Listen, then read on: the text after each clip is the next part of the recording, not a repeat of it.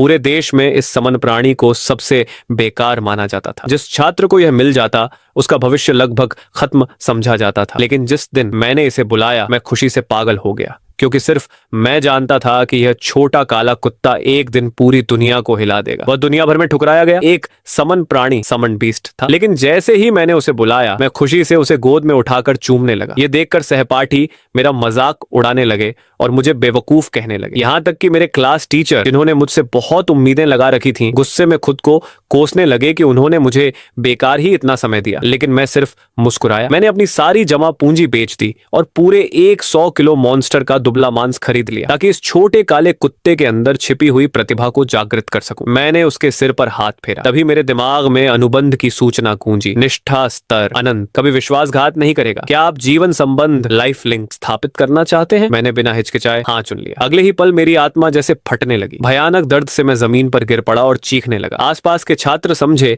कि मैं अपनी असफलता का सदमा बर्दाश्त नहीं कर पाया। तभी मेरी गर्लफ्रेंड लियू रोयान मेरे पास आई। उसने थोड़े अपराध बोध के साथ कहा, माफ करना, हमारे जैसे साधारण परिवारों के लिए कॉलेज प्रवेश परीक्षा ही सामाजिक स्तर बदलने का एकमात्र मौका है। अभी अभी गन लांसर लियू लियांग ने मुझे अपनी टीम में शामिल कर लिया है, इसलिए मैं तुम्हारे साथ टीम नहीं बना सकती। मैं शांत स्वर में बोला, कोई बात नहीं। मेरे इतने साधारण जवाब से वह चौंक गई। उसे लगा था कि मैं उसे रोकूंगा या बहस करूंगा। उसके मन में उपेक्षित होने की भावना पैदा हुई। वह ठंडी आवाज में हूं कहकर मुड़ गई। बगल में खड़ी एक लड़की ने तिरस्कार से कहा, वह तो बस दिखावा कर रहा है। रोयान, तुमने कुछ गलत नहीं किया, इतना विनम्र बनने की जरूरत नहीं। वह तो सिर्फ हथेली जितना छोटा काला कुत्ता बुला पाया है, वह तुम्हारे लायक ही नहीं। मैंने उनकी बातों पर ध्यान नहीं दिया, क्योंकि जीवन संबंध पूरा होने के बाद मुझे पता चला कि मेरे कुत्ते ने SASS रैंक प्रतिभा, लालची भक्षक, ग्रीडी डिवाइडर जागृत कर ली है। यह प्रतिभा उसे खाए गए हर भोजन को ऊर्जा में बदलने देती थी। वह बिना किसी सीमा के बढ़ सकता था, अपनी सीमाओं को तोड़ सकता था और विकसित हो सकता था। मुझे समझ आ गया कि इतना दर्द व्यर्थ नहीं गया। पूरे देश में SSS रैंक प्रतिभा वाले लोग उंगलियों पर गिने जा सकते थे। हर नया SSS प्रतिभाशाली व्यक्ति सामने आते ही राष्ट्रीय स्तर पर सुरक्षा और संसाधन प्राप्त करता था। मैंने छोटे कुत्ते को उठाकर सामने किया। आज से तुम्हारा नाम हेमिंग होगा, अच्छे से काम करना पड़ेगा। हेमिंग ने खुशी से मेरी हथेली चाटी। मैंने उसे एक मांस का टुकड़ा दिया। कुछ ही सेकंड में उसने उसे साफ कर दिया। साधारण मांस खाया गया। विकास अंक +0.5 सूचना सुनते ही उसका शरीर थोड़ा बड़ा हो गया। उसकी सभी मूल विशेषताएं एक अंक बढ़ गई। और यह तो सिर्फ साधारण मांस था। अगर उसे भविष्य में और ज्यादा खाना मिला तो वह कितना शक्तिशाली बन सकता था। यह सोचकर मेरा दिल तेजी से धड़कने लगा। और उससे भी ज्यादा हैरानी की बात यह थी कि मेरी अपनी ताकत भी थोड़ी बढ़ गई थी। ऐसा लग रहा था कि समन प्राणी को मिलने वाली ऊर्जा का एक हिस्सा मुझे भी वापस मिल रहा है। इसके बाद मैंने लगभग 6000 युआन खर्च करके 100 किलो उत्परिवर्तित म्यूटेटेड मांस खरीदा। हेमिंग को बुलाते ही उसकी आंखें चमक उठी। उसके शरीर के अंदर से भोजन निगलने की तीव्र इच्छा उठी। वह पागलों की तरह मांस खाने लगा। असंख्य ऊर्जा उसके शरीर में भरने लगी। उसका आकार नंगी आंखों से दिखाई देने वाली गति से बढ़ने लगा। सिर्फ आधे घंटे बाद उसका शरीर 2 मीटर से भी बड़ा हो चुका था। मेरे सभी गुण, एट्रीब्यूट्स 10-10 अंक बढ़ गए थे। अब मैं पूरे स्कूल के सबसे उत्कृष्ट छात्रों में गिना जा सकता था। मैंने बिना देर किए सिस्टम में मौजूद विकास एवोल्यूशन बटन दबा दिया। तुरंत हेमिंग के शरीर के अंदर छिपी हुई शक्ति जाग उठी। काली विकास ऊर्जा उसके पूरे शरीर में फैल गई। कोशिकाएं टूटने और दोबारा बनने लगी। उसका जीवन स्तर ऊंचे स्तर पर पहुंचने लगा। बधाई, आपके समन प्राणी हेमिंग ने कौशल फाड़ना रेंड प्राप्त किया है। बधाई, हेमिंग ने नई प्रतिभा प्राप्त की है। विशालकाय रूप, शरीर का आकार 3 गुना बढ़ता है। शक्ति और रक्षा 300% बढ़ती है। गति 50% घटती है। इस विकास के बाद हेमिंग के सभी गुण 50 से ऊपर पहुंच गए और वह अब भी सिर्फ स्तर 1 पर था। यहाँ तक कि सर्वोच्च श्रेणी के समन प्राणी भी उसकी बराबरी नहीं कर सकते थे। मानव जाति समन प्राणियों को 4 श्रेणियों में बांटती थी, निम्न, मध्यम, उच्च और शीर्ष स्तर। S रैंक प्रतिभा को उच्च स्तर माना जाता था, SS रैंक प्रतिभा को शीर्ष स्तर। लेकिन SSS रैंक प्रतिभा वाला समन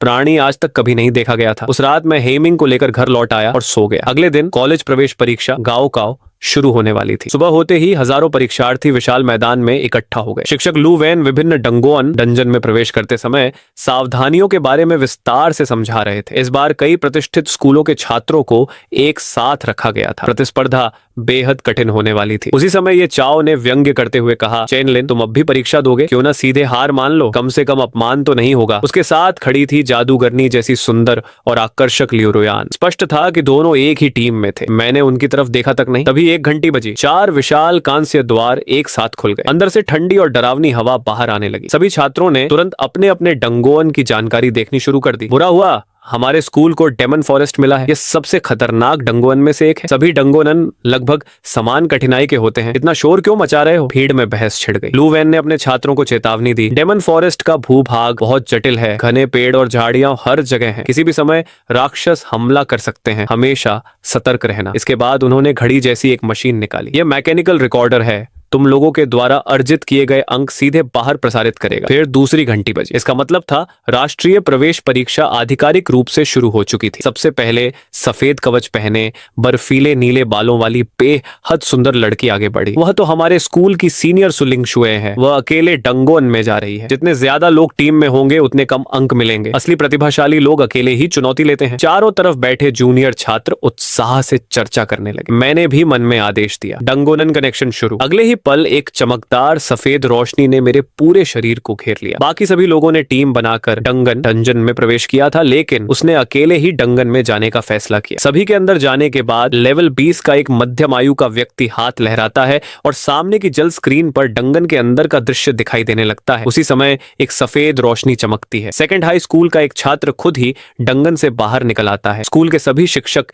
एक दूसरे को देखते हैं और फिर चुपचाप सिर झुका लेते हैं। जब दूसरे स्कूलों के लोग उनकी ओर देखने लगे तो प्रिंसिपल ली मिंगजी का चेहरा गंभीर हो गया। वह बिना कुछ बोले स्क्रीन को घूरने लगे। दृश्य बदलता है। घने जंगल के बीच एक अकेला लड़का सावधानी से चारों ओर का निरीक्षण कर रहा था। ली मिंगजी हैरान हो गए। अकेले डंगन चला गया? हमारे स्कूल में कल के जॉब अवेकनिंग समारोह में ऐसा प्रतिभाशाली छात्र भी था। यह सुनकर शिक्षक लू वेन कुछ बोल नहीं पाए। उन्हें अच्छी तरह पता था कि चेन लिन तो सिर्फ एक साधारण समनर था। उधर डंगन के अंदर हल्की चक्कराहट खत्म होते ही मैंने तुरंत आसपास का निरीक्षण शुरू कर दिया। अचानक ऊपर से किसी चीज के गिरने की आवाज आई। मैंने बिना देर किए बाएं हाथ को कसकर पकड़ा। तुरंत 1-1.5 मीटर लंबी जादुई छड़ी मेरे हाथ में प्रकट हो गई। एक बाल्टी जितना मोटा गहरा हरा कीड़ा पेड़ से छलांग लगाकर नीचे आया। उसका सिर बीच से फट गया और अंदर की भयानक दांतों की कतारें दिखाई देने लगी। मैंने स्टाफ को घुमाया। अगले ही पल उसे सफेद प्रकाश की एक धार निकली और कीड़े के शरीर को आर पार चीर गई। वह 2 टुकड़ों में बटकर जमीन पर गिर पड़ा। आपने विषदंत कीड़े पॉइजन फैंग वर्म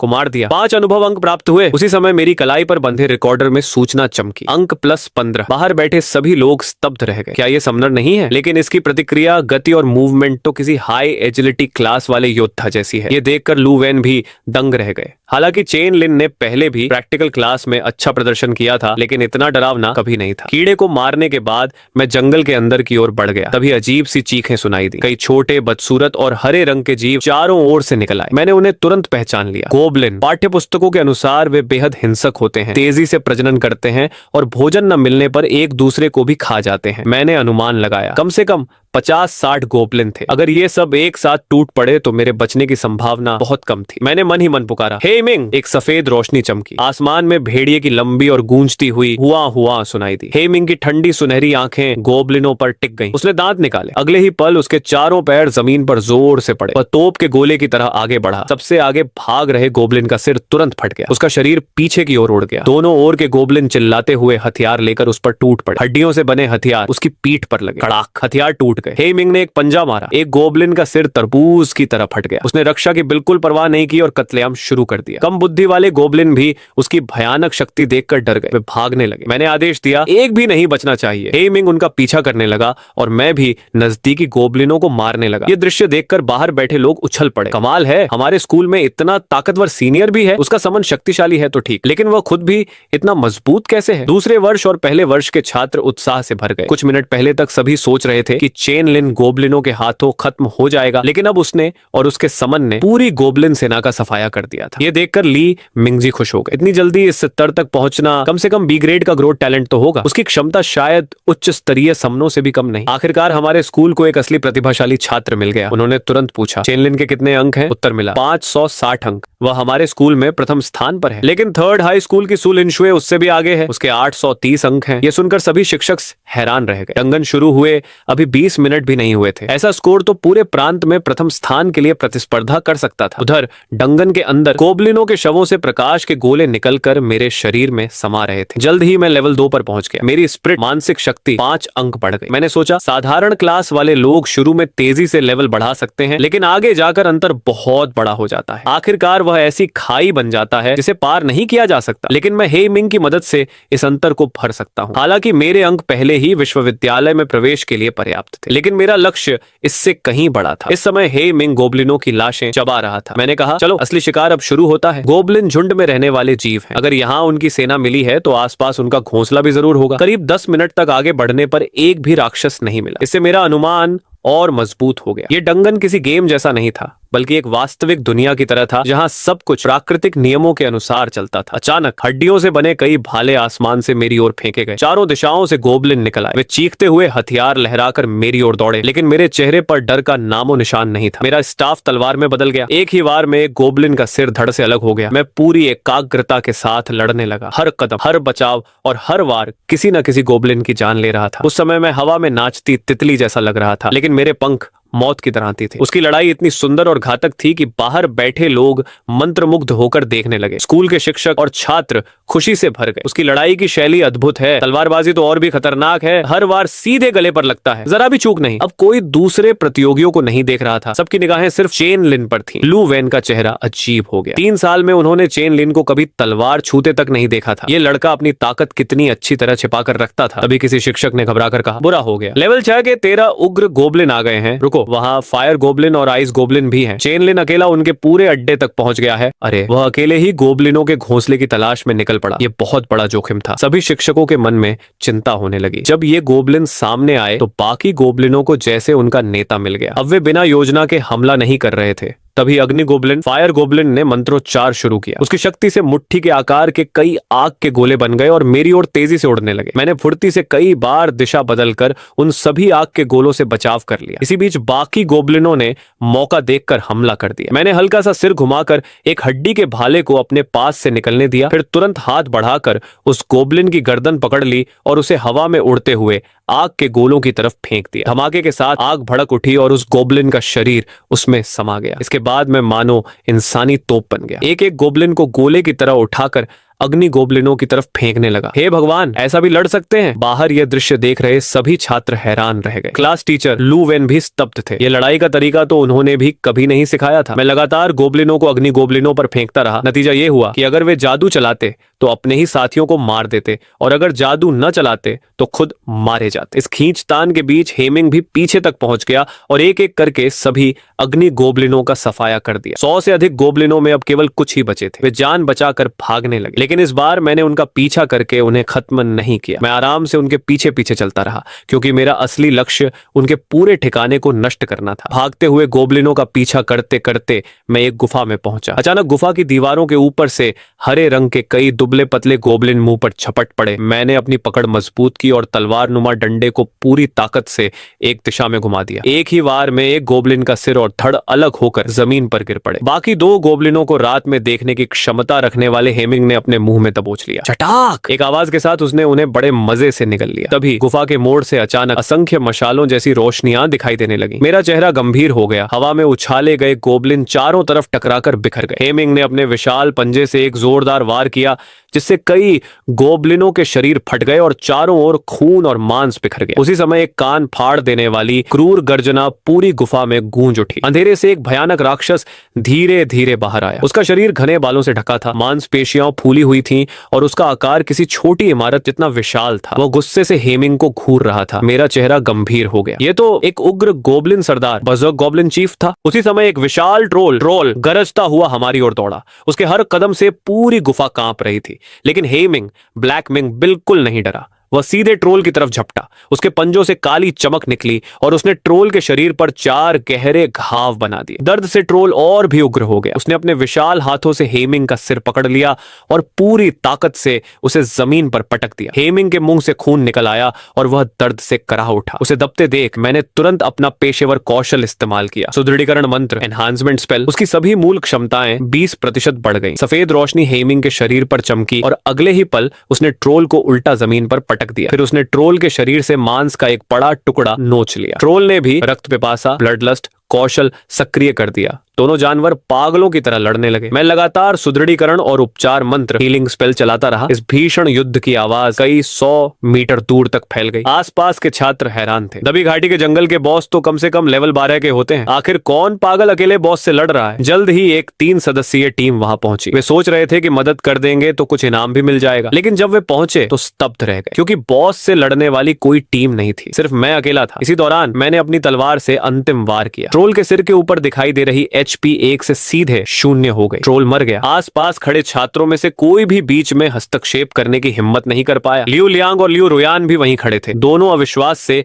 हेमिंग को देख रहे थे। एक दिन पहले का छोटा भेड़िया अब इतना शक्तिशाली बन चुका था। तभी 4 लोगों की एक और टीम आई। यह स्कूल की टॉप क्लास का छात्र झाओ हुयांग था। वह मुस्कुराकर बोला, मुझे उम्मीद नहीं थी कि हमारे स्कूल में तुम्हारे जैसा ताकतवर व्यक्ति भी है। लगता है तुम्हारा समन प्राणी बुरी तरह घायल है। क्या हमारी मदद चाहिए? हमारी टीम में एक बहुत शक्तिशाली पवित्र पुजारी होली प्रीस्ट है। उसकी बात पूरी भी नहीं हुई थी कि पीछे खड़ी एक प्यारी लड़की ने उसे लात मार दी। मैं मुस्कुराकर बोला, धन्यवाद, लेकिन जरूरत नहीं है। वे लोग जाने लगे, लेकिन तभी उनकी नजर मेरी स्कोर पट्टी पर पड़ी। 7120 अंक। झाओ हुयांग लगभग गाली देने ही वाला था। उसी समय लियू रोयान लाल चेहरे के साथ मेरी तरफ बढ़ी, लेकिन जैसे ही वह पास आई, हेमिंग की रक्तम आंखें ठंडी नजरों से उस पर टिक गईं। लियू रोयान को ऐसा लगा मानो वह बर्फ की गुफा में गिर गई हो। उसके पैर कांपने लगे। मैंने उसकी ओर मुड़कर भी नहीं देखा। मुझे डर था कि कहीं मैं फिर से उसकी झूठी कोमलता के जाल में न फंस जाऊं। इसके बाद मैं वापस गुफा में गया और हेमिंग को बाकी राक्षसों का मांस खाने दिया। जब सारे राक्षस खा लिए गए तो एक ऊर्जा का कोकून उसे घेरने लगा। ऐसा लग रहा था कि इस बार का विकास, एवोल्यूशन पहले से कहीं अधिक बड़ा होगा। कुछ देर बाद एक विशाल पंजे ने उस कोकून को फाड़ दिया। अंदर से निकला हेमिंग पहले से कहीं ज्यादा बड़ा हो चुका था। उसकी आंखें अब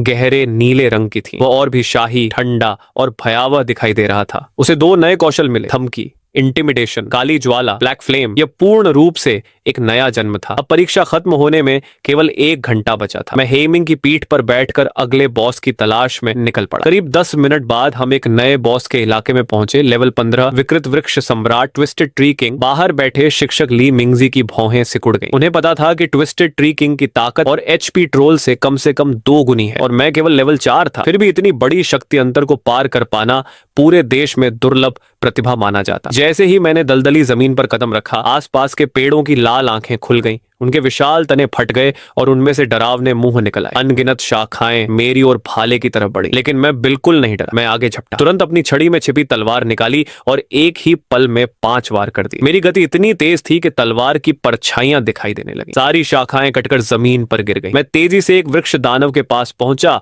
और उसकी खुली हुई कमजोरी पर तलवार घोंप दी। उसका जीवन तुरंत समाप्त हो गया। यह देखकर बाकी वृक्ष दानव उन्मत्त होकर मेरी ओर टूट पड़े। तभी हेमिंग ने क्रोध से दहाड़ लगाई। उसने एक वृक्ष दानव को पंजे से चीर डाला। फिर उसके शरीर से काली आग निकलकर पूरे शरीर पर फैल गई। आग ने वृक्ष दानवों को घेर लिया और तेजी से दूसरे दानवों तक फैलने लगी। वे दर्द से चीखने लगे, लेकिन चाहे जितना संघर्ष करें, कोई भी उस काली ज्वाला को बुझा नहीं पाया, क्योंकि वह केवल शरीर नहीं, उनकी जीवन शक्ति को भी जला रही थी। मैं भी यह देखकर हैरान रह गया। हेमिंग की काली ज्वाला इतनी भयानक होगी मैंने नहीं सोचा था। कुछ ही समय में सभी वृक्ष दानव राख बन गए। फिर सारी काली ज्वाला वापस हेमिंग के शरीर में लौट आई। इसका मतलब था कि अब उसे ऊर्जा पाने के लिए मांस खाने की जरूरत नहीं थी। वह सीधे ज्वाला के माध्यम से ऊर्जा अवशोषित कर सकता था। कुछ ही देर में मैं और हेमिंग दोनों एक स्तर ऊपर पहुंच गए। मेरा स्कोर बढ़कर सीधे 7120 हो गया, लेकिन तभी अचानक जमीन फट गई। सुनहरे रंग की मोटी जड़ें बिजली की गति से बाहर निकली और चारों तरफ हमला करने लगी। दूर से एक भयावह और क्रोधित गर्जना सुनाई दी। सैकड़ों वृक्ष दानव, ट्री स्पिरिट, 100 मीटर से भी ऊंचे विशाल वृक्ष राजा की रक्षा करते हुए धीरे धीरे आगे बढ़ रहे थे। मैं चुपचाप एक कदम पीछे हटा। भले ही मेरी सभी मूल विशेषताएं, एट्रीब्यूट्स 50 से ऊपर पहुंच चुकी थी, फिर भी अगर मैं सीधे लड़ने जाता तो शायद मारा जाता। अपनी ताकत की सीमा मुझे अच्छी तरह पता थी। मैंने कहा, हेमिंग जाओ और इन्हें खत्म कर दो। इतने ताकतवर दुश्मन तो समन प्राणियों के लिए ही बने हैं। हेमिंग की आंखों में क्रूर चमक उभरी। उसके पूरे शरीर पर काली आग भड़क उठी और वह अपने सबसे शक्तिशाली रूप में विकृत वृक्ष राजा ट्विस्टेड ट्री किंग की ओर झपट पड़ा। काली लपटें लालच से हर चीज को निगलने लगी। अनेक वृक्ष दानव दर्द से चीखने लगे। मौका देखकर मैं भी मैदान में उतर गया और दुश्मनों को खत्म करने लगा। अपने साथियों को मरते देखकर वृक्ष राजा ने लंबी गर्जना की। अनगिनत सुनहरी बेलें हेमिंग पर टूट पड़ी, लेकिन हेमिंग ने उनकी परवाह ही नहीं की। वह सीधे वृक्ष राजा के मुख्य शरीर की ओर दौड़ता रहा। उसके पंजों से काली रोशनी निकली और एक भयंकर वार ने वृक्ष राजा की मोटी छाल को चीर डाला। वृक्ष राजा दर्द से चीख उठा। चारों दिशाओं से बेलें हेमिंग को भेदने लगी, लेकिन वह अपनी मजबूत देह के भरोसे चोट के बदले चोट करता रहा। धीरे धीरे काली आग वृक्ष राजा के पूरे शरीर पर फैलने लगी। वृक्ष राजा की आंखों में भय भर गया। उसे महसूस हो रहा था कि उसका जीवन धीरे धीरे निगला जा रहा है। डर के मारे वह भागने लगा, लेकिन हेमिंग ने एक और गर्जना की। अचानक काली आग जंजीरों में बदल गई और वृक्ष राजा को जकड़ लिया। इसके बाद हेमिंग के हमले और भी उग्र हो गए। उसी समय मदद के लिए पहुंचे चाओ हुइयांग और उसके 3 साथी यह दृश्य देखकर स्तब्ध रह गए। लेवल 15 का सेकंड स्टेज ट्विस्टेड ट्री की, और उसे इतनी बुरी तरह दबाया जा रहा है। मैं भी उन्हें देखकर थोड़ा हैरान हुआ। तभी एक विशाल वस्तु के गिरने की आवाज गूंजी। वृक्ष राजा मारा जा चुका था। मेरे शरीर पर सफेद प्रकाश चमका। मैं लेवल 8 पर पहुंच गया। साथ ही रिकॉर्डर में मेरे अंक 3000 बढ़ गए। बाकी बचे वृक्ष दानवों को मैंने झाओ हुइयांग और उसके साथियों के लिए छोड़ दिया। मियाओ शान शान ने आश्चर्य से कहा, अंक कमाना इतना आसान भी हो सकता है? सिर्फ 10 मिनट में ही उनके अंक शीर्ष विश्वविद्यालयों की न्यूनतम प्रवेश सीमा तक पहुंच चुके थे। झाओ हुइयांग ने सिर हिलाया। असल वजह हेमिंग है। उसकी मौजूदगी से ये सारे दानव डर गए हैं। हम इन्हें चाहे जैसे मारें, कोई भी पलटकर हमला करने की हिम्मत नहीं कर रहा। इस समय सारी काली आग वापस हेमिंग के शरीर में समा गई। उसका सामान्य आकार अब बढ़कर 7 मीटर हो चुका था। मेरी सभी मूल विशेषताएं भी 70 अंक से ऊपर पहुंच गई। मेरा स्तर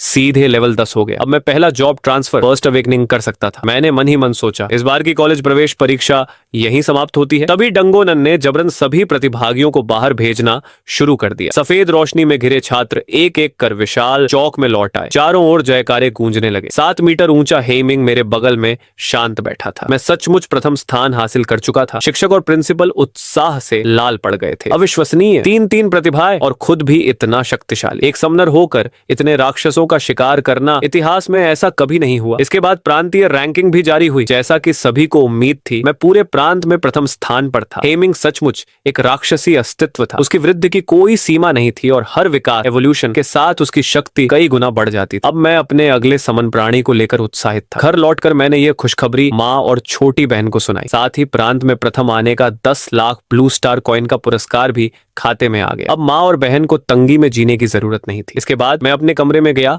और प्रथम जॉब ट्रांसफर की तैयारी करने लगा। जॉब ट्रांसफर के लिए एक विशेष पुनर्जन्म डंगोनन रीबर्थ डंगोनन पार करना जरूरी था। मैंने बिना झिझक पहला ट्रांसफर बटन दबा दिया। अगले ही पल मेरा शरीर गायब हो गया। निर्देशांक 08694। यह एक ऐसी दुनिया है जो विनाश के कगार पर है। मानव सभ्यता की अंतिम चिंगारी बुझने वाली है। क्या तुम इसे बचाओगे या इसके विनाश का कारण बनोगे? वैकल्पिक मिशन 1, 1000 आपदा राक्षसों का संहार करो और बचे हुए लोगों की रक्षा करो। वैकल्पिक मिशन 2, आपदा माता राक्षस की सहायता करो ताकि वह सब कुछ निगल कर विकसित हो सके। प्रतिभागी 10 समय सीमा 24 घंटे ब्लू स्टार पर स्वेच्छा से वापसी संभव नहीं। मैं अचानक एक खंडहर के बीच प्रकट हुआ। बिना सोचे मैंने पहला मिशन चुन लिया। अगर आपदा माता सब कुछ खा जाएगी तो मेरा हेमिंग क्या खाएगा? उसी समय पास की कांच की इमारत से एक लड़की बाहर आ गिरी। उसके पीछे एक खून से लथपथ बिना चमड़ी वाला रेंगने वाला आपदा राक्षस निकल आया। वह लड़की पर झपटा। लड़की ने मुश्किल से बगल में पड़ी तलवार की ओर हाथ बढ़ाया, लेकिन देर हो चुकी थी। मौत का डर उसके चेहरे पर साफ दिखाई दे रहा था। तभी एक तलवार की चमक बिजली की तरह कौंधी। राक्षस का सिर उसके शरीर से अलग हो गया। मैंने लड़की की ओर देखते हुए कहा, नमस्ते, मेरा नाम चेन लिन है। लड़की बोली, मेरा नाम लू यू है। मैं उससे इस दुनिया की जानकारी लेने ही वाला था कि अचानक संचार यंत्र से आवाज आई, स्थिति असामान्य है। सभी तुरंत पीछे हटे। लू यू का चेहरा बदल गया। उसने मेरा हाथ पकड़ लिया। जल्दी चलो। लेकिन उसकी बात पूरी भी नहीं हुई थी कि दूर से एक कार उड़ती हुई हमारी तरफ आई। मैंने झटके से उसे पीछे धकेल दिया और अपना डंडा आगे कर लिया। भारी टक्कर से मैं 10 मीटर पीछे खिसक गया। लू यू घबरा गई। तुम ठीक हो? मैंने सिर हिलाया और सामने देखा। वहां एक 2 पैरों पर चलने वाला, पूरे शरीर पर नुकीले कांटे लिए भयावह राक्षस खड़ा था। यह ब्लेड डेमन है। लू यू का चेहरा गंभीर हो गया। अब हम बचकर नहीं जा सकते। अगले ही पल ब्लेड डेमन बिजली की गति से हमारी ओर दौड़ा। मैं बिना हिचक उसके सामने जा खड़ा हुआ। डंडे के भीतर छिपी तलवार निकालकर मैंने उसके धारदार हाथ को रोका। धातु टकराने की तेज आवाज गूंज उठी। ब्लेड डेमन दहाड़ा और दूसरा हाथ मेरे सिर की ओर घुमाया। मैंने उसे पीछे धकेल दिया और चिल्लाया, लू यू, अपनी तलवार मुझे दो। उसने बिना सवाल किए तलवार मेरी ओर फेंक दी। अब मेरे एक हाथ में तलवार और दूसरे में ब्लेड था। मैंने युद्ध की मुद्रा बनाते हुए कहा, आओ अब फिर से कोशिश करो। उकसावे से क्रोधित होकर ब्लेड डेमन फिर झपटा। उसकी दोनों भुजाएं लगातार वार कर रही थी। मैं भी बिना डरे दोनों हथियारों से उसका सामना करने लगा। कुछ ही सेकंड में दर्जनों बार टकराव हुआ। दोनों की गति इतनी तेज थी कि सिर्फ धुंधली परछाइयां दिखाई दे रही थी। हजारों वारों के आदान प्रदान के बाद आखिर मुझे उसकी एक कमजोरी दिखाई दी। हिंदी अनुवाद। हजारों बार की भिड़ंत के बाद आखिरकार मुझे उसके बचाव में एक कमजोरी दिखाई दी। मैंने हल्का सा सिर झुकाकर उसके जानलेवा वार से खुद को बचा लिया। उसी क्षण मेरे बाएं हाथ की लंबी तलवार ऊपर की ओर लपकी और उसकी तलवार पकड़े हुई बाह को चीर डाला। उसे संभलने का मौका दिए बिना मैंने तुरंत अपनी तलवार उसके सीने की ओर घोंप दी। तेज धार उसकी कठोर चमड़ी को भेदती हुई आर पार निकल गई। लू यू अपनी अब भी दर्द कर रही बाह को सहलाते हुए मेरे पास आया और पूछा, तुम यहाँ के रहने वाले नहीं हो, है ना? मैंने न तो हाँ कहा और न ही ना, बस हल्की मुस्कान के साथ बोला, क्या तुम मुझे इस दुनिया के बारे में थोड़ा बता सकते हो? लू यू का चेहरा अचानक गंभीर हो गया। ये सब नियची, अशुभ या विनाशकारी ऊर्जा की वजह से हुआ है। पूरे 1 महीने तक ये ऊर्जा लगातार फैलती रही। ज्यादा से ज्यादा लोग इसकी यातना सह नहीं पाए। वे पागल हो गए और अंत में केवल हत्या और विनाश करने वाले राक्षसों में बदल गए। अब तो नियची में और भी बदलाव आ गया है। केवल इंसान ही नहीं बल्कि जानवर, पेड़ पौधे, यहाँ तक कि पहाड़ और नदियां भी विकृत होकर बदलने लगे हैं। मानव जाति को अब समझ नहीं आ रहा कि इस दुनिया में कैसे जिया जाए। ये सुनकर मुझे इस दुनिया के बारे में काफी कुछ समझ में आ गया। उसी समय सड़क के मोड़ पर 10 से अधिक लोग दिखाई दिए। उनके चेहरों पर घबराहट साफ झलक रही थी। शाओ यू, तुम अभी तक यहीं हो, जल्दी भागो। सबसे आगे खड़ी लंबी महिला ने जोर से चिल्लाया। उसके बोलते ही धरती कांपने लगी, मानो कोई विशाल बाढ़ तेजी से हमारी ओर बढ़ रही हो। आसमान में लाल धुंध जमा होने लगी और चारों तरफ से भयावह दहाड़ें सुनाई देने लगी। ऊंची इमारतों पर अनगिनत आपदा राक्षस, डिजास्टर बीस्ट्स दिखाई दी। उनकी खून की प्यासी आंखें हम सभी पर टिकी थी। लाल धुंध ने एक विशाल दीवार का रूप ले लिया और हमें चारों ओर से घेरते हुए धीरे धीरे करीब आने लगी। सबके चेहरे पीले पड़ गए। निराशा उनके दिलों में भर गई। सभी ने घबरा कर लार निकली। शाओ यू, थोड़ी देर में मेरे पीछे ही रहना। लू ने मेरी ओर देखा। उसे लगा मैं किसी दूसरे जीवित बचे संगठन का सदस्य हूँ, लेकिन मैंने उसकी बात पर ध्यान नहीं दिया और सीधे आगे बढ़ने लगा। रुको, तुम क्या कर रहे हो? हम चारों तरफ से घिर चुके हैं। ये अकेले बहादुरी दिखाने का समय नहीं है। मैं हंस पड़ा। नहीं नहीं नहीं, वे मुझे नहीं घेर रहे हैं। असल में वे सभी मेरे द्वारा घिरे हुए हैं। मेरी आंखों में उत्साह चमक उठा। इतने सारे आपदा राक्षस, अगर मैं इन्हें सबको मार दूं तो मेरा अनुभव EXP तेजी से बढ़ जाएगा। मैंने पुकारा। हेमिंग। सफेद प्रकाश की चमक के बीच 7 मीटर ऊंचा विशाल काला भेड़िया प्रकट हुआ। उसकी गर्जना आसमान में गूंज उठी। हेमिंग ने सामने उमड़ती हुई राक्षसों की भीड़ को ठंडी नजरों से देखा और तुरंत अपना विशाल काय रूप, जाइगेंटिफिकेशन फॉर्म, सक्रिय कर दिया। क्षण भर में उसका शरीर बढ़कर 28 मीटर ऊंचा हो गया। वह कई इमारतों से भी बड़ा दिखाई देने लगा। उसने अपने चारों पैरों में शक्ति भरी और जमीन पर अनगिनत दरारें फैल गईं। फिर वह मिसाइल की तरह राक्षसों की भीड़ में घुस गया। काले नरक अग्नि, ब्लैक हेलफायर का प्रभाव 2 गुना बढ़ चुका था। कुछ ही सेकंड में सैकड़ों लेवल 40 उत्परिवर्तित राक्षस राख बन गए। यहाँ तक कि उनके जीवन क्रिस्टल भी आग में भस्म हो गए। मूर्ख इंसान, इसे मार डालो। 3 विशाल राक्षस गरजते हुए उसकी ओर दौड़े। तभी अचानक पूरा आसमान अंधकारमय हो गया। हल्की चांदनी धरती पर उतरी और उसके साथ ऐसी ठंडी आभा फैली कि सभी राक्षस कांपने लगे। आकाश में डायना प्रकट हुई। उसका चेहरा शांत, ठंडा और भावहीन था। उसकी पीठ के पीछे पूर्णिमा का विशाल चंद्रमा तैर रहा था। उसके चारों ओर 9 गहरे लाल ऊर्जा से भरे विनाश चक्र, डिस्ट्रक्शन ब्लेड्स घूम रहे थे। अचानक वे सभी भूत अग्नि दैत्य, गोस्ट फ्लेम बीस्ट की ओर टूट पड़े। राक्षस ने अपनी पूरी शक्ति झोंक दी और उसकी त्वचा पर रहस्यमय निशान उभर आए, लेकिन विनाश चक्रों ने उसकी रक्षा को आसानी से चीर दिया। दर्जनों मीटर गहरे घाव उसके शरीर पर बन गए। भयंकर दर्द से वह चीख उठा। उसने अपने पंजे से हमला किया, लेकिन डायना के चक्र फुर्ती से बच निकले। उसके मानसिक नियंत्रण में वे चक्र ऊपर की ओर घूमे और राक्षस के शरीर पर 100 मीटर लंबा घाव बना दिया। डायना के उसे रोक लेने के बाद हेमिंग भी पीछे नहीं रहा। वह तुरंत बाकी 2 विशाल दैत्यों की ओर झपटा। जो भी उत्परिवर्तित राक्षस रास्ते में आया उसका शरीर टुकड़ों में बिखर गया। विशाल दैत्य हाथी ने क्रोध से दहाड़ते हुए अपनी लाल शल्कों से ढकी सूंड हेमिंग पर दे मारी, लेकिन हेमिंग के काले नरक अग्नि से ढके पंजे ने पलटवार किया। एक ही वार में हाथी की शल्कें फट गईं और उसकी हड्डियों तक दिखाई देने लगी। उसी समय विशाल कणखजूरा दैत्य पीछे से हमला करने आया, लेकिन हेमिंग की प्रतिक्रिया बिजली जैसी तेज थी। उसने एक ही पंजे से उसे दूर उड़ा दिया, फिर उसके सिर को अपने जबड़ों में दबोच लिया। कठोर कवच टूट गया। दांत मांस के भीतर गहरे ढंस गए। बैंगनी जहरीला खून चारों ओर फूट पड़ा। दर्द से दैत्य दैत्य बुरी तरह चीख उठा और अपने शरीर से हेमिंग को जकड़ लिया, लेकिन उसके शरीर के चारों ओर सुनहरी रक्षा परत चमक रही थी। कोई भी हमला उसे नुकसान नहीं पहुंचा पा रहा था। हेमिंग ने दैत्य को उठाकर दूर फेंक दिया। वह पूरी की पूरी पर्वत चोटी से टकराया और पहाड़ टूटकर बिखर गया। अगले ही पल हेमिंग वहां पहुंच गया। उसने पत्थरों को चकनाचूर कर दिया और दैत्य के सिर को जमीन में दबाकर पागलों की तरह उसे नोचने लगा। उधर आसमान में सैकड़ों उड़ने वाले राक्षस डायना पर टूट पड़े, लेकिन उसका चेहरा जरा भी नहीं बदला। हेमिंग ने भयंकर गर्जना की। चारों विशाल दैत्य लगातार लड़ते रहे। हजारों मीटर तक धरती फट गई। आकाश में विस्फोटों और गर्जनाओं की आवाजें गूंजती रहीं। डरे हुए राक्षस हर दिशा में भागने लगे। कमांड सेंटर में सन्नाटा छा गया। काओ यू की आंखें फटी रह गईं। हे भगवान, यह भेड़िया इतना ताकतवर कैसे हो सकता है? सिर्फ लेवल 20 पर होकर भी यह 3 विशाल दैत्यों से बराबरी की लड़ाई लड़ रहा है। लेवल का अंतर पूरे 46 स्तर का है। सभी अधिकारी अविश्वास से स्क्रीन को घूरते रह गए। इस समय पूरा पर्वत काले अग्निसागर में बदल चुका था। चारों विशाल दैत्य पूरी ताकत से एक दूसरे पर टूट पड़े थे। उनकी भिड़ंत से धरती और आसमान कांप रहे थे। 1000 मीटर ऊंची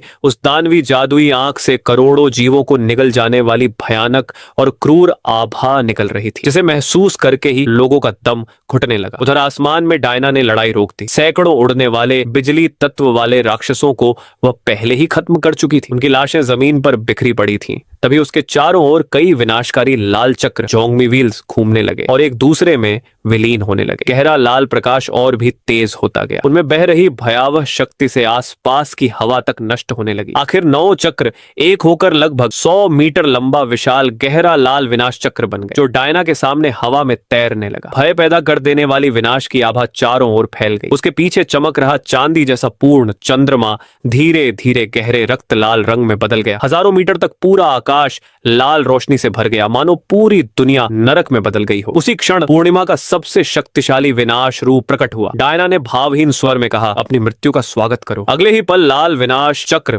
भयानक चमक के साथ आसमान को चीरता हुआ बिना आंख वाले विशाल राक्षस की ओर जा पहुंचा। टकराने के क्षण वह जरा भी नहीं रुका। उसने सीधे उस 1000 मीटर लंबे शरीर को चीर डाला। केवल कुछ ही सेकंड में वह विशाल दैत्य मांस के टुकड़ों में बदल गया। सिर्फ एक बार में लेवल 65 का विशाल राक्षस मारा गया। यह दृश्य देखकर मैं भी दंग रह गया। डायना के इस विनाश रूप की रक्षा भेदन आर्मर पेनिट्रेशन क्षमता इतनी भयावह थी कि मानो वह किसी भी रक्षा को नजरअंदाज कर सकती हो। और सबसे डरावनी बात यह थी कि उसके पास इससे भी अधिक शक्तिशाली सूर्य चंद्र रूप अभी बाकी था। हालांकि लगातार शक्ति खर्च होने के कारण उसके पीछे का रक्त लाल चंद्रमा थोड़ा फीका पड़ गया। साफ था कि इस तकनीक ने उसकी बहुत ऊर्जा खर्च कर दी थी, फिर भी उसमें लड़ने की ताकत बाकी थी। उसने अपने विचारों से उस विनाश चक्र को नियंत्रित किया और तुरंत पास खड़े भूत अग्नि दैत्य की ओर भेज दिया। राक्षस के मन में भय छा गया। उसने तुरंत अपने शरीर पर और भी मोटी तथा कठोर पत्थर जैसी कवच उगा ली, लेकिन उससे कोई फर्क नहीं पड़ा। विनाश चक्र ने पल भर में उसके शरीर को बीच से 2 हिस्सों में काट दिया। इसके बाद आसमान का रक्त लाल चंद्रमा आखिरकार टूट कर बिखर गया। डायना का लंबा और परिपूर्ण शरीर फिर से छोटे बच्चे जैसे रूप में बदल गया। उसके ठंडे और घमंडी चेहरे पर मासूमियत लौट आई। उसने पलकें झपकाई और तुरंत अपने छोटे पंख फड़फड़ाते हुए अपने मालिक को ढूंढने निकल पड़ी। उधर हेमिंग ने भी जल्द ही विशाल हाथी दैत्य का काम तमाम कर दिया। हेमिंग काली अग्नि के समुद्र के बीच खड़ा था और उसकी काली लपटें गिरे हुए दैत्य के शरीर को निगल रही थी। कमांड सेंटर में मौजूद काओ यू अभी तक सदमे में था। उसे यकीन ही नहीं हो रहा था। जो मिशन सिर्फ कुछ दुश्मनों को रोकने का था, उसे मैंने अकेले ही बदल कर रख दिया। मैंने पूरे इलाके में फैले हजारों लाखों उत्परिवर्तित राक्षसों के झुंड को अकेले तितर बितर कर दिया। अकेले मेरा योगदान बाकी सभी लोगों के कुल योगदान से कई गुना ज्यादा था। इसका मतलब था कि आक्रमण वाले मोर्चे का सबसे बड़ा खतरा खत्म हो चुका था। काओ यू का चेहरा उत्साह से भर उठा। पहले इस युद्ध को जीतने की संभावना 10% से भी कम थी, लेकिन अब उम्मीद दिखाई देने लगी थी। पहाड़ों में जल रही काली आग ने जल्दी ही सभी राक्षसों की लाशों और जीवन क्रिस्टलों को निगल लिया। उसके बाद सारी ऊर्जा वापस हेमिंग के शरीर में लौट आई। उस ऊर्जा से उसका शरीर 1 मीटर और बड़ा हो गया तथा उसके सभी गुण एट्रीब्यूट्स में 2 अंक बढ़ गए। साथ ही उस शक्ति का एक हिस्सा मुझे भी मिला और मेरे सभी गुणों में 1 अंक की वृद्धि हुई। अब विशाल राक्षसों से मिलने वाली ऊर्जा हेमिंग के लिए ज्यादा मायने नहीं रखती थी, लेकिन मेरे लिए यह अब भी बहुत मूल्यवान थी। भले ही मुझे उसका केवल 1/3 हिस्सा मिला हो, फिर भी यह काफी बड़ी बढ़ोतरी थी। अब मेरे गुण लगभग लेवल 30 के छिपे हुए हिडन क्लास योद्धाओं के बराबर पहुंच चुके थे। इसीलिए सिल्वर बटरफ्लाई के जबरदस्त बफ की मदद से मैं एक ही मुक्के में लेवल 40 के उत्परिवर्तित राक्षस को उड़ा सकता था। जहां तक लेवल 50 के राक्षसों की बात है, उन्हें हराने के लिए मुझे लगभग 10 से 12 और वार करने पड़ेंगे। अगर कुछ कमजोर विशाल दैत्यों से सीधी लड़ाई भी करनी पड़े तो अब वह भी मेरे लिए कोई बड़ी बात नहीं थी। और मेरा अगला लक्ष्य था आक्रमण मोर्चे पर मौजूद सभी आपदा स्तर के राक्षसों का पूरी तरह सफाया करना। सबसे नजदीक खड़े व्यक्ति की ओर काला भेड़िया झपटने ही वाला था कि सुनहरे बालों वाले युवक ने दांत भींच लिए और तेजी से एक रहस्यमयी मंत्र का उच्चारण किया। क्षण भर में दर्जनों आपदा दानव मेरी ओर टूट पड़े। सावधान! ये देखकर लुलू तुरंत चिल्लाई और मेरी मदद के लिए दौड़ने लगी, लेकिन अगले ही पल उसके कदम वहीं रुक गए। उसने देखा कि मैं पीछे हटने के बजाय सीधे दुश्मनों की ओर बढ़ गया। मेरी तलवारें ऐसी चल रही थीं मानो सब्जियां काट रहा हूं। कुछ ही पलों में मुझ पर हमला करने आए सभी आपदा दानव मारे गए। लुलू का मुंह खुला का खुला रह गया। इसमें तो आपदा रूपांतरण का जरा भी निशान नहीं है। फिर यह इतना शक्तिशाली कैसे हो सकता है? अचानक उसके मन में एक संभावना कौन थी? उसे याद आया कि जो लोग भागने की कोशिश करते थे वह उनकी टांगें तक तोड़ देता था। इंसान कहलाने लायक भी नहीं और खुद को हमारा हमजाद कहते हैं। लुलू आज तक ये बात नहीं भूली थी। तभी लू यू ने जल्दी से कहा, चेनलिन पहले वाले लोगों जैसा नहीं है। उसने मेरी जान 2 बार बचाई है। शायद वह समझ गई थी कि लुलू क्या सोच रही है। लुलू ने गहरी सांस ली। उसकी आंखों में अब भी नफरत की झलक थी। कुछ भी हो, उसे दूर ही रहना। अभी ज्यादातर आपदा दानवों का ध्यान उसी पर है। यही मौका है, चलो यहाँ से निकलते हैं। लेकिन जैसे ही वे आगे बढ़े, कड़ाक! अचानक आसमान से एक भीषण बिजली गिरी। यहाँ से आगे जाना मना है। हाथ में किताब लिए एक सुनहरे बालों वाला युवक इमारत से बाहर निकला। जैसे ही उसने मंत्र पढ़ा, हवा में एक एक करके बिजली के गोले प्रकट होने लगे। उसी क्षण मेरे चेहरे का रंग बदल गया। मैंने तुरंत अपनी लंबी तलवार बगल में अड्डा दी। टन्ना! एक खंजर आकर तलवार से टकराया। मेरे सामने एक सुंदर युवती धीरे धीरे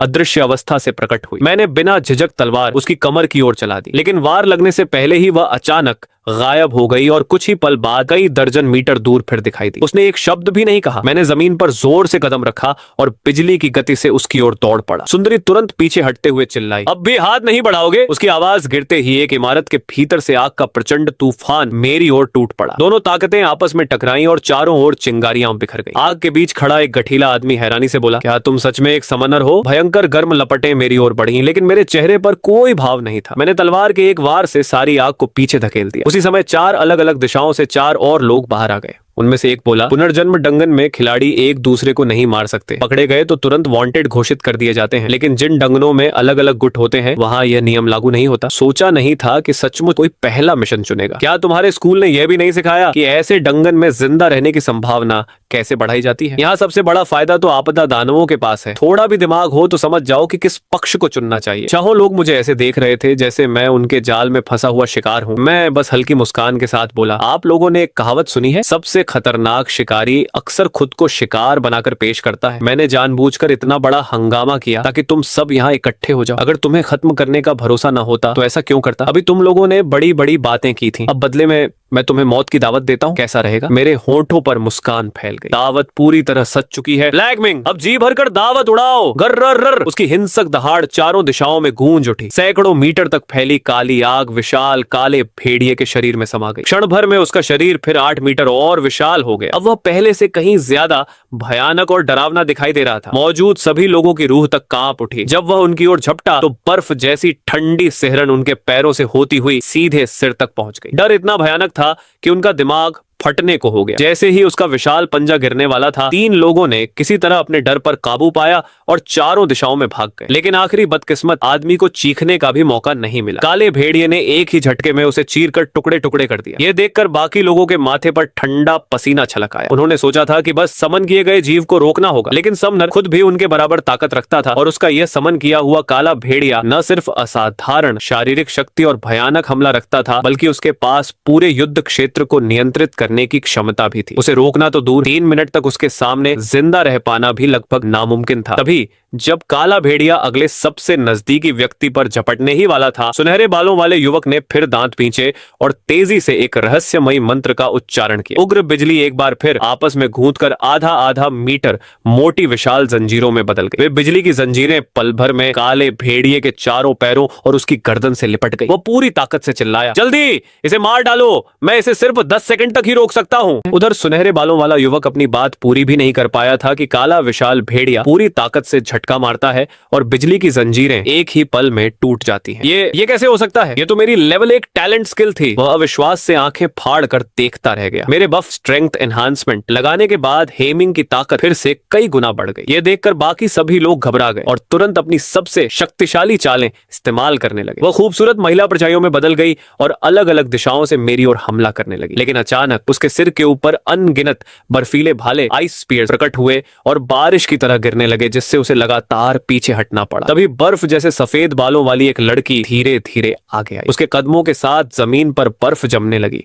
जो भी आपदा दानव डिजास्टर बीस्ट उसके पास आया, वह तुरंत बर्फ की मूर्ति बन गया। मैं इसे रोकती हूँ। एक ताकतवर आदमी आग की लपटों में घिरा हुआ उसकी तरफ दौड़ा। उधर बाकी तीनों ने एक साथ मुझ पर हमला कर मुझे तुरंत खत्म करने की कोशिश की। तभी अचानक एक जोरदार आवाज गूंजी, अबे ओ बच्चों, तुम्हारा बाप यहाँ है। उस मोटे लंबे आदमी ने अपना विशाल ढाल उठाया और टॉन्ट स्किल इस्तेमाल कर दी। एक ही पल में तीनों का ध्यान मेरी तरफ से हटकर उसकी ओर चला गया और वे गुस्से में उसी पर टूट पड़े। उसी क्षण काला विशाल भेड़िया उनके पीछे प्रकट हुआ। अगले ही पल उसके तेज पंजे हवा में चमके और तीनों के शरीर चार चार टुकड़ों में पट गए। इसके बाद हेमिंग मुड़ा और अपने पंजे से पास की इमारत पर वार किया। अनगिनत पत्थर गोली की तरह उड़कर उस महिला की तरफ गए। उसके कपड़े फट गए और पत्थर उसके शरीर को चीरते हुए निकल गए। हेमिंग एक झटके में उसके पास पहुंचा और अपना पंजा नीचे दे मारा। काली लपटों ने उसके पूरे शरीर को निगल लिया। दूसरी तरफ अचानक बर्फीली आंधी फूट पड़ी। जहां जहां वह गुजरी, इमारतें और जीवित प्राणी सब बर्फ की मूर्तियों में बदल गए। वह ताकतवर आदमी भी देखते ही देखते बर्फ का पुतला बन गया। अब 7 दुश्मनों में सिर्फ एक ही बचा था। सभी की खूनी नजरें सुनहरे बालों वाले युवक पर टिक गईं। उसका चेहरा डर से सफेद पड़ गया। उसने आखिरी कोशिश में बिजली की कई किरणें बरसाईं और फिर मुड़कर भागने लगा। मैंने कुछ तेज कदमों से उसके सारे हमले बचा लिए। फिर मेरी तलवार एक बार घूमी और उसका सिर धड़ से अलग हो गया। मैंने पूछा, क्या तुम लोग आपदा माता डिजास्टर मदर बीस्ट के बारे में जानते हो? लुयू ने सिर हिलाया। वह अनगिनत आपदा दानवों में से विकसित होकर जन्मी एक विशेष चेतन प्राणी है। क्या तुम उसे मारने जा रहे हो? मैंने सिर हिलाया। उसे मारने से ही हमारा मूल्यांकन स्कोर सबसे ऊंचा होगा और शायद इस दुनिया को बचाने की एक उम्मीद भी मिलेगी। तभी सुलिंग शुए मेरे पास आई। फिर मिल गए लिन लिंग। मैं कुछ बोल पाता उससे पहले वह लंबा मोटा आदमी हैरानी से चिल्लाया, अरे भाई, आप वही विंटर बटर हो, तभी तो इतने ताकतवर हो। कुछ देर बात करने के बाद माहौल हल्का हो गया। मुझे पता चला उस मोटे आदमी का नाम लो शुआन था। मैंने दोनों को आपदा माता को मारने की अपनी योजना बताई। दोनों ने बिना एक पल सोचे हामी भर दी। तीनों तुरंत शहर के बीचों बीच निकल पड़े। कुछ देर बाद हम एक बड़े पुल पर पहुंचे। अचानक चारों तरफ से आपदा दानवों की लाल आंखें चमक उठी। वे पागलों की तरह हमारी ओर टूट पड़े। हेमिंग ने तुरंत इंटिमिडेशन छोड़ी और पूरी सड़क पर फैली दानवों की भीड़ में कूद पड़ा। काली आग विस्फोट की तरह चारों ओर फैल गई। मेरा चेहरा गंभीर हो गया। आपदा माता को हमारी मौजूदगी का पता चल चुका है। सुलिंग शुए की आंखें बर्फ जैसी नीली चमकने लगी। वह मानो बर्फ की देवी बन गई हो। उसके सिर के ऊपर हजारों नुकीले बर्फीले भाले प्रकट हुए। जैसे ही उसने अपनी उंगली हिलाई, सारे भाले पीछे से आती दानवों की भीड़ पर टूट पड़े। हजारों दानव आर पार छेद दिए गए और घास की तरह गिरने लगे। लेकिन जल्द ही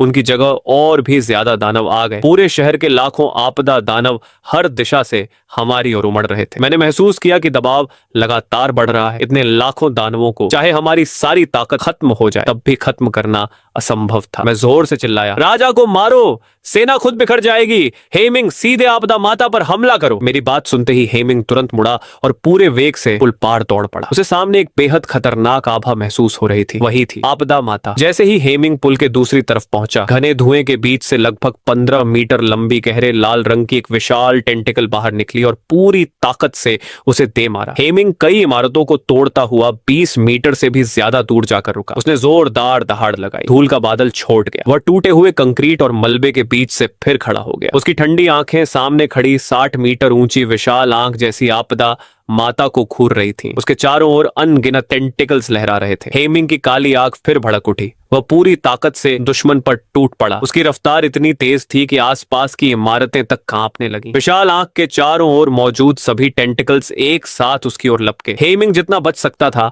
बचा। जो वार नहीं बचा पाया, उन पर उसने काले प्रकाश से ढके पंजों से जवाब दिया। लेकिन हर टक्कर पर लोहे के टकराने जैसी आवाज गूंजती रही। अचानक एक टेंटिकल सीधे उसे लगी और वह दूर जा गिरा। मुश्किल से बनाई गई दूरी फिर से बढ़ गई। पहले तक हेमिंग अपने विशाल आकार, ताकत और रक्षा के बल पर दुश्मनों को नजदीक से कुचल देता था, लेकिन इस बार इन भयानक टेंटिकल्स के सामने उसकी सारी ताकत बेअसर साबित हो रही थी। दहाड़ते हुए उसने अपनी सारी काली आग एक साथ विस्फोट की तरह छोड़ दी। भीषण गर्मी चारों ओर फैल गई। वह पूरी रफ्तार से दुश्मन पर टूट पड़ा। उसके शरीर की जादुई शक्ति माना तेजी से खत्म हो रही थी। उसने अब सब कुछ दांव पर लगा दिया था। दूसरी तरफ मेरा चेहरा गंभीर था। हमारी आत्मिक कड़ी सोल लिंक के कारण मुझे साफ महसूस हो रहा था कि हेमिंग की जीवन शक्ति लगातार कम होती जा रही है। तभी अचानक सु लिंग शुए ने अपनी चमकती नीली आंखें खोली। हजारों हिम विनाश। एक पल में हवा की सारी नमी गायब हो गई। अनगिनत आपदा दानव उसी क्षण बर्फ के कण बनकर टूट गए। मैंने तुरंत मौका देखा और चिल्लाया, चलो अभी आपदा माता तक पहुंचना होगा।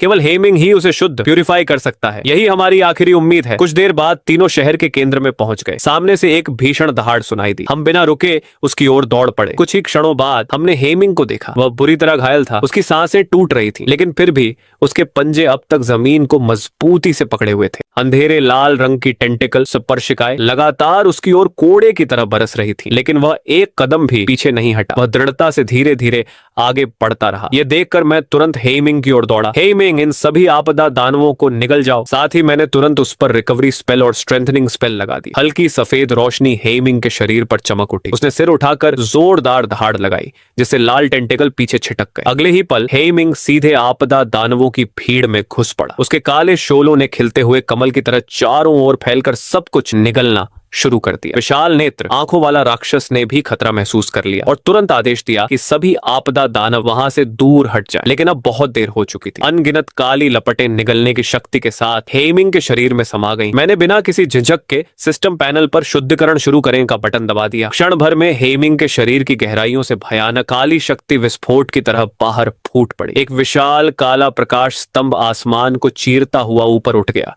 हेमिंग का शरीर एक झटके में 100 मीटर से भी अधिक विशाल हो गया। बधाई, आपके समन हेमिंग ने नया कौशल गर्जना प्राप्त किया। बधाई, आपके समन हेमिंग ने नई प्रतिभा वज्र शरीर प्राप्त की। सभी गुण एट्रीब्यूट्स में 60 अंकों की वृद्धि हुई। मैंने राहत की सांस ली। ये फिर से उसकी पूरी ताकत में एक जबरदस्त बढ़ोतरी थी। हेमिंग ने अपनी तांबे जैसी आंखों से विशाल नेत्र को घूरा। उसका पूरा शरीर नया सा हो गया था। उसके कठोर भेड़िए जैसे बालों से हल्की सुनहरी आभा निकल रही थी, जिससे वह बेहद रहस्यमय और दबदबे वाला दिखाई दे रहा था। विशाल नेत्र की अनगिनत आंखें जोर से कांप उठीं। जब उसने उस काली शक्ति का विस्फोट देखा तो सब कुछ निगल जाने वाली उस भयावह आभा से वह कुछ क्षणों के लिए हिल भी नहीं पाया। लेकिन अगले ही पल उसका क्रोध फूट पड़ा। वह भी सुनहरी रोशनी को निगल सकता है। सबसे शक्तिशाली तो केवल मैं ही बन सकता हूँ। उसकी मोटी लाल टेंटिकल हवा को चीरती हुई हेमिंग की ओर लपकी, लेकिन हेमिंग चट्टान की तरह अडिग खड़ा रहा। 15 लाल टेंटिकल एक साथ उसके शरीर पर बरसी। बस सुनहरी आभा हल्की सी कांपी। तभी विशालकाय रूप और विस्फोटक शक्ति से मिली काली लपटें अचानक फट पड़ी। 400 मीटर ऊंची एक भयानक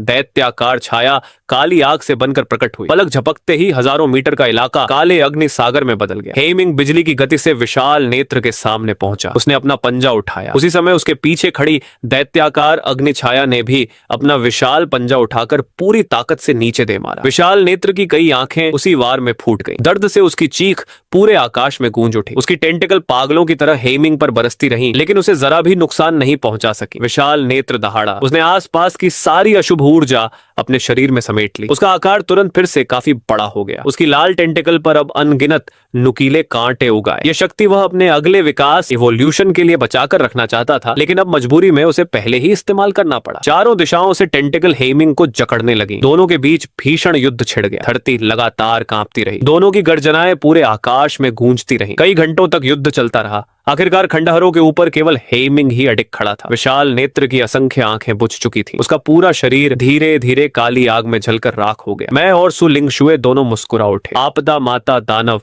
और हजारों आपदा दानवों का वध करने के बाद इस बार मिलने वाली रेटिंग निश्चित रूप से बेहद ऊंची होने वाली थी। तभी एक सूचना सुनाई दी। तीनों लोग उसी स्थान से गायब हो गए। समय समाप्त। अब आपके प्रदर्शन के आधार पर मूल्यांकन किया जा रहा है। कुल 8560 आपदा दानवों का वध किया। आपदा माता दानव का सफलतापूर्वक वध किया। बधाई, आपकी रेटिंग परफेक्ट। आपका पेशा क्लास उन्नत होकर समन स्वॉर्ड मास्टर बन गया। दुर्लभ, अद्वितीय, रेयर, यूनिक। विवरण: ये एक विचित्र पेशा है जो केवल आपके कारण अस्तित्व में आया है। बधाई, आपने नया क्लास कौशल जादुई तलवार निर्माण मैजिक स्वॉर्ड मैनिफेस्टेशन सीखा। कौशल प्रभाव: एक ऐसी शक्ति तलवार बनती है जो वास्तविकता और भ्रम के बीच मौजूद रहती है। ये लक्ष्य की किसी भी भौतिक रक्षा को पूरी तरह अनदेखा कर सीधे उसकी आत्मा मानसिक चेतना पर घातक प्रहार करती है। मैंने सिस्टम पैनल देखकर आश्चर्य से आंखें फैला दी। भौतिक रक्षा को पूरी तरह समय नजरअंदाज करके सीधे मानसिक क्षति पहुंचाना। मतलब यदि दुश्मन के पास मानसिक रक्षा का कोई साधन न हो तो एक ही वार में उसकी मौत तय थी। यह कौशल सचमुच रोंगटे खड़े कर देने वाला था। अगले ही पल मेरे हाथ में रहस्यमयी रूणों से ढकी एक जादुई तलवार प्रकट हुई, लेकिन जैसे ही वह बनी मेरी पूरी मानसिक शक्ति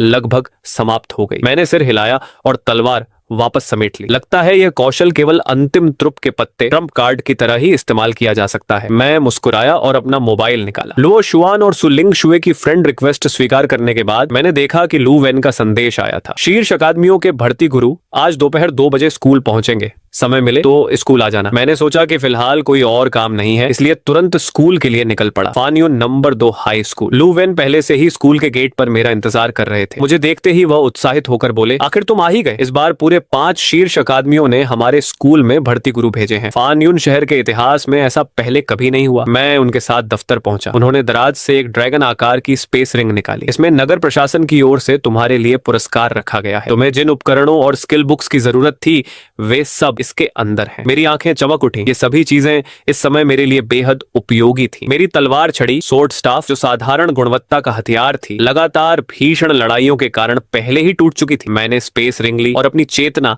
उसके भीतर डाली। तुरंत 2 जानकारियां सामने उभरी। एक, स्वर्गीय तलवार दंड हेवनली स्वॉर्ड स्टैफ, तलवार रूप एलीट आशीर्वाद प्राप्त करता है जिससे कोई भी रक्षा अभेद्य नहीं रहती। दंड स्टाफ रूप बुद्धि आभा प्रदान करता है जो लगातार मानसिक शक्ति पुनः प्राप्त कराती है और किसी भी एक कौशल के प्रभाव को 50% तक बढ़ा देती है। तो कौशल पुस्तक, 1 कदम की दूरी, नियर एट हैंड, प्रभाव 100 मीटर के भीतर किसी भी स्थान पर एक ही कदम में तुरंत पहुंचा जा सकता है। इन सभी उपकरणों और कौशल पुस्तकों को देखकर मैं पूरी तरह संतुष्ट हो गया। करीब दोपहर 2 बजे एक काली luxury car second high school के बाहर आकर रुकी। उसमें से 5 पुरुष और महिलाएं उतरे। प्रिंसिपल ली मिंगजी तुरंत उनका स्वागत करने आगे बढ़े। उनके चेहरे पर जरा भी लापरवाही नहीं थी। आखिर वे देश के शीर्ष विश्वविद्यालयों के गुरु थे। ऐसे लोग उच्च स्तर के शक्तिशाली पेशेवर होते हैं जिनका सम्मान तो शहर का मेयर भी करता है। रिसेप्शन रूम में बैठते ही आराम से कुर्सी पर टिके जी फई ने सीधे पूछा, चेन लिन कहाँ है? उसी समय दरवाजा खुला और मैं लू वेन के साथ अंदर आया। जी फई ने मुझे सिर से पैर तक गौर से देखा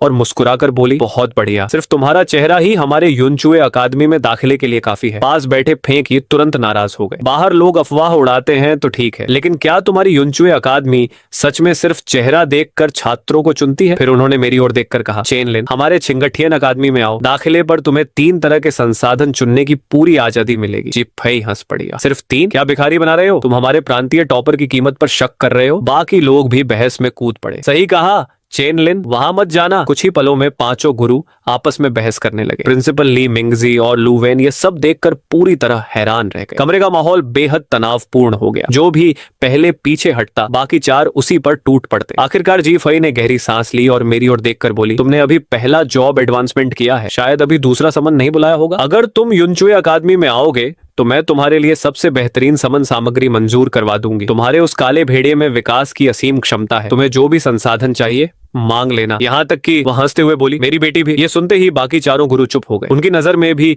यह प्रस्ताव जरूरत से ज्यादा उदार था। इस साल 2 लाख से अधिक अंक पाने वाले छात्रों की कमी नहीं थी। अगर सारी दुर्लभ सामग्री सिर्फ एक छात्र पर खर्च कर दी तो बाद में दूसरे प्रतिभाशाली छात्रों को भर्ती करना मुश्किल हो जाता। इसलिए चारों ने मन ही मन हार मान ली। मैंने सिर हिलाया। बाकी सब ठीक है, लेकिन आपकी बेटी वाली बात रहने दीजिए। जी फई मुस्कुराई। अच्छा, अगर तुम्हें उम्र में थोड़ी बड़ी महिलाएं पसंद हैं तो मैं कुछ कहना चाहता था, लेकिन आखिर में चुप रह गया। आखिरकार मैंने युनचुए अकादमी को चुन लिया। उसकी वजह जी फई की खूबसूरती नहीं थी। असल वजह यह थी कि उसने ऑफर ही इतना ज्यादा दिया था। कुछ दिनों बाद नया सत्र शुरू हुआ। चूचोंग प्रांत की राजधानी छोंगतियन शहर। देश भर के सबसे प्रतिभाशाली छात्र युनचुए अकादमी में इकट्ठा हुए थे। मैंने एक हॉस्टल का कमरा चुना। अंदर सारी जरूरी सुविधाएं और सामान पहले से मौजूद था। तभी मेरा विशेष संचार यंत्र बज उठा। संदेश आया, तुम्हारी समन सामग्री मंजूर हो गई है। अगर और किसी संसाधन की जरूरत हो तो बता देना, मैं पूरी कोशिश करूंगी कि तुम्हें मिल जाए। संदेश भेजने के बाद जी फई अपनी कुर्सी पर पीछे झुक गई। साथ बैठी उसकी सहायक ने हैरानी से पूछा, मैडम, हमारे पास जितने संसाधन थे उनसे हम 4 प्रांतीय टॉपर्स को भर्ती कर सकते थे। जो कुछ हमने चेन लिन को दिया है वह उसकी मौजूदा कीमत से कहीं ज्यादा है। जी फई सिर्फ मुस्कुराई। कल नए छात्रों की सभा होगी, तब तुम्हें खुद समझ आ जाएगा। मैंने समन सामग्री जमीन पर रखी और अपना हाथ आगे बढ़ाया। जैसे ही समन कला सक्रिय हुई पूरा कमरा सफेद रोशनी से भर गया। कुछ मिनट बाद रोशनी धीरे धीरे गायब हुई। मेरे सामने लगभग 60 सेंटीमीटर आकार की एक पूरी तरह चांदी जैसी चमकदार तितली दिखाई दी, जिसके 2 जोड़ी लाल पंख थे। मैं अनायास बुदबुदाया, कहीं फिर से कोई कमजोर समन तो नहीं मिल गया। मैंने तुरंत उसका स्टेटस देखा। समन जी सिल्वर बटरफ्लाई लेवल 10 शक्ति, एक शारीरिक क्षमता, एक फुर्ती, एक जादुई शक्ति, एक कुल मिलाकर उसके सारे गुण सिर्फ 4 अंक थे। वह शुरुआती ब्लैकमिंग से भी कमजोर निकली। मैंने बेबस होकर सिर हिलाया। लगता है इसने तो सबसे कमजोर समन होने का भी नया रिकॉर्ड बना दिया। लेकिन कोई बात नहीं, मैं तुम्हें असीम संभावनाएं दूंगा। तितली धीरे धीरे उड़कर मेरी हथेली पर आ बैठी। तभी सूचना आई, जांच पूरी, वफादारी 100% कभी विश्वासघात नहीं करेगी। क्या जीवन बंधन स्थापित करना चाहते हैं? मैंने तुरंत हाँ चुन लिया। अगले ही पल मेरी आत्मा मानो 2 हिस्सों में फट गई। भीषण दर्द पूरे शरीर में फैल गया। फिर एक और सूचना गूंजी, बधाई हो, आपके समन जीव ने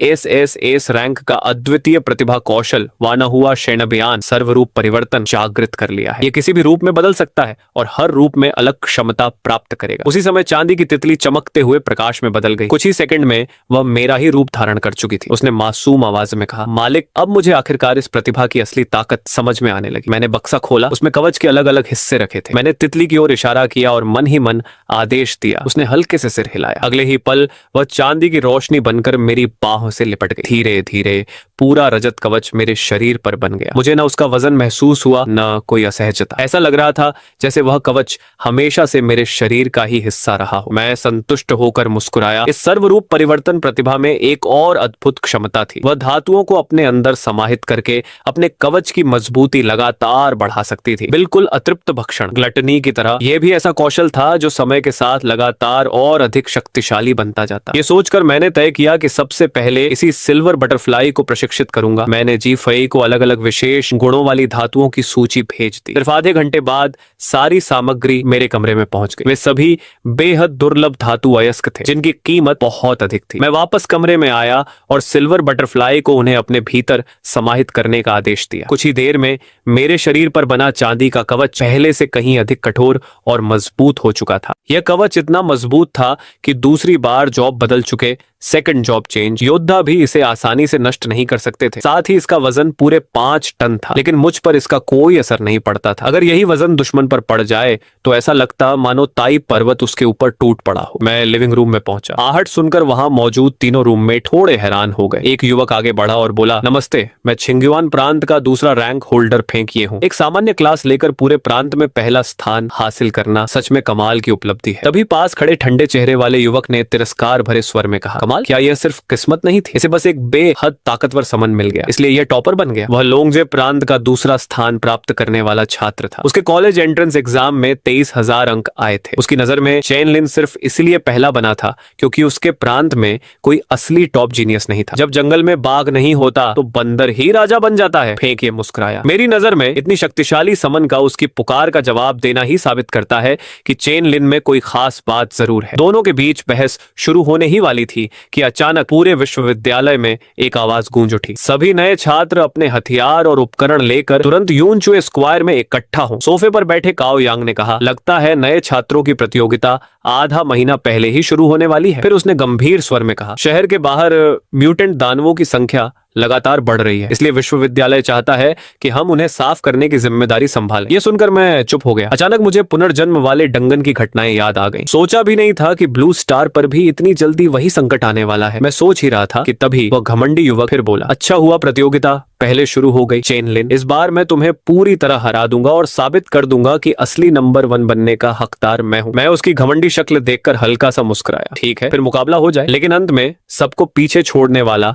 मैं ही रहूंगा। कुछ ही देर में यूनचुए स्क्वायर नए छात्रों से भर गया। प्राचार्य ने ऊंची आवाज में घोषणा की, जो छात्र टॉप 100 में आएंगे उन्हें अनिवार्य रूप से शहर के बाहर जाकर म्यूटेंट दानवों का सफाया करना होगा। मौत के खतरे के बीच ही तुम लोग तेजी से मजबूत बनोगे। उनके पीछे खड़ी सचिव ने टैबलेट देखते हुए आगे कहा, आधे महीने बाद होने वाली नई छात्र प्रतियोगिता आज से शुरू की जाती है। तुम सभी को लेवल 20 से 30 के बड़े डंगन रिफ्ट कैनियन में प्रवेश करना होगा। इसी प्रतियोगिता के नतीजे तय करेंगे कि भविष्य में विश्वविद्यालय के संसाधन किसे कितने मिलेंगे। घोषणा खत्म होते ही विशाल डंगन का द्वार धीरे धीरे खुल गया। अंदर से निकली भयावह ऊर्जा पूरे मैदान में फैल गई। कई छात्रों के पैर कांपने लगे और होंठ थरथराने लगे। मजाक कर रहे हैं क्या? मेरी तो अभी पहली जॉब चेंज भी नहीं हुई, ये कैसे लड़ेंगे? भीड़ में लुओ शुआन किसी को बेचैनी से ढूंढ रहा था। कुछ ही देर में उसकी नजर मुझ पर पड़ी। भाई लेन, लंबा चौड़ा लुओ शुआन अपनी छोटे बालों वाली धूसर बालों की लड़की को साथ लेकर दौड़ता हुआ आया। पहले उसने कहा था कि वह भी मेरे साथ इसी विश्वविद्यालय में दाखिला लेगा। मुझे लगा था वह मजाक कर रहा है, लेकिन वह सचमुच आ गया था। ये मेरी छोटी बहन लुओ निंग है। मैंने अजीब सा चेहरा बनाया। नमस्ते। लुओ निंग शर्माते हुए अपने भाई के पीछे छिप गई और बहुत धीमी आवाज में बोली। मैंने मुस्कुराकर दोनों को अपनी टीम में शामिल होने का निमंत्रण भेज दिया। ये देखकर वह घमंडी युवक फिर भौहें सिकोड़ते हुए बोला, डंगन में जाने से पहले ही अपने ऊपर बोझ बढ़ा लिया। फिर ठंडी आवाज में कहा, चेन लिन, कहीं बहुत बुरी तरह मत हार जाना। मैंने कोई जवाब नहीं दिया। अगले ही पल हम तीनों रोशनी की चमक में गायब होकर डंगन के अंदर पहुंच गए। डंगन में प्रवेश करते ही दूर से दानवों की डरावनी दहाड़ सुनाई दी। मैं मुस्कुराया। अच्छा मौका है, अपनी नई ताकत आजमा लेता हूँ। मेरे मन के एक विचार के साथ ही सफेद रोशनी चमकी और सिल्वर बटरफ्लाई प्रकट हो गई। कुछ ही कदमों में मेरे पूरे शरीर पर चांदी का युद्ध कवच चढ़ गया। दाएं हाथ में हेवन स्वॉर्ड सेप्टर प्रकट हुआ। मैंने पीठ से चांदी की लंबी तलवार निकाली, फिर जमीन पर जोर से कदम रखा। धम! मेरा शरीर पलक झपकते ही कई दर्जन मीटर दूर दानवों के सामने पहुंच गया। जो कौशल आमतौर पर जान बचाने के लिए इस्तेमाल होता था, उसे मैंने दुश्मन के करीब पहुंचने के लिए इस्तेमाल किया। तलवार बिजली की तरह चली। दानवों के शरीर ऐसे कट गए जैसे मुलायम टोफू पर धारदार चाकू चल गया हो। मैं बिना रुके आगे बढ़ता गया। मेरा शरीर एक परछाई में बदल गया। कुछ ही पलों में पूरी दानवों की टोली चीरता हुआ निकल गया। वे समझ भी नहीं पाए कि क्या हुआ और एक एक करके जमीन पर गिर पड़े। यह दृश्य देखकर लुओ शुआन खुशी से चिल्लाया, वाह कमाल है, हमें कुछ करने की जरूरत ही नहीं पड़ रही, लेकिन अनुभव अंक लगातार बढ़ रहे हैं। इसे ही कहते हैं सही इंसान का सहारा मिलना। बाहर यह सब देख रहे अध्यापक भी स्तब्ध रह गए। यह गति और यह हमला, ये तो लगभग छिपी हुई निकट युद्ध क्लास जितना शक्तिशाली है। इसके बेस स्टेट्स बिल्कुल सामान्य नहीं हो सकते। अगर चेन लिन दूसरी जॉब चेंज भी कर चुका होता, तब भी इतनी ताकत होना असंभव है। एक अध्यापक ने सोचते हुए कहा, क्या वह चांदी की तितली उसकी दूसरी समन है? ऐसी समन जो हथियार में बदल सकती हो? मैंने तो आज तक कभी नहीं सुना। यह सुनकर अनुभवी उप प्राचार्य भी हैरान रह गए। दूसरी ओर जी फेई होठों पर मुस्कान लिए खड़ा था। उप प्राचार्य ने सिर हिलाते हुए कहा, फिलहाल दर्जन भर छात्रों के अंक चेन लिन से ज्यादा हैं। टीम बनाकर लड़ने से अंक कम मिलते हैं। अगर सिर्फ इतना ही रहा तो उसका प्रांतीय टॉपर कहलाना बेकार साबित होगा। तभी किसी ने जी फेई से मजाक में कहा, अरे वह तो तुम्हारा होने वाला दामाद है, अगर उसकी बेइज्जती होगी तो तुम्हें क्या फायदा मिलेगा? जी फेई कुछ बोलने ही वाला था कि पीछे से उसके सिर पर जोरदार थप्पड़ पड़ गया। वह तुरंत चुप हो गया। उधर डंगन के अंदर मेरा चांदी का युद्ध कवच अब पूरी तरह दानवों के खून से लाल हो चुका था। लेवल 20 के ये सभी दानव मेरे एक ही वार में मर रहे थे। लगता है मेरी ताकत अब दूसरे जॉब चेंज की चरम सीमा तक पहुंच चुकी है। अगर तीसरे जॉब वाले से भी लड़ना पड़े तो जीतूं या हारूं, कम से कम सुरक्षित लौट जरूर सकता हूं। उसी समय अचानक अनगिनत नकारात्मक भावनाएं मेरे दिमाग में घुसने लगी। वे मुझे आत्महत्या करने के लिए उकसा रही थी। मुझे एकदम स्थिर खड़ा देखकर लुओ शुआन घबरा कर बोला, शाओ निंग जल्दी अपना डोमेन बंद करो। अपनी अजीब प्रतिभा के असर को जानने वाली लुओ निंग घबरा कर तुरंत अपनी शक्ति वापस समेट ली। मैं हल्का सा मुस्कुराया, कोई बात नहीं, इन चीजों का मुंह पर बिल्कुल असर नहीं होता। मैंने रिकॉर्डर देखा, अब तक सिर्फ 120 अंक मिले थे। इतनी धीमी रफ्तार से काम नहीं चलेगा। अगर जल्दी ताकतवर बनना है तो मुझे हर हाल में पहला स्थान हासिल करना होगा। तभी विश्वविद्यालय के सारे संसाधन मेरी तरफ आएंगे। चाहे सिल्वर बटरफ्लाई हो या ब्लैकविंग, दोनों को आगे बढ़ने के लिए भारी मात्रा में संसाधनों की जरूरत थी। ये सोचते ही मैंने मन ही मन आदेश दिया। सफेद रोशनी चमकी। अगले ही पल एक विशाल हिंसक दानवी भेड़िया प्रकट हुआ। उसकी भयानक हुआ पूरे रिफ्ट कैनियन में गूंज उठी। पहली बार ब्लैकविंग को देखकर लुओ निंग डर के मारे कांप गई और तुरंत मेरे पीछे छिप गई। मैंने ब्लैकविंग की ओर देखकर आदेश दिया, जाओ ब्लैकविंग, इस पूरी घाटी के सभी दानवों को ढूंढकर निकल जाओ।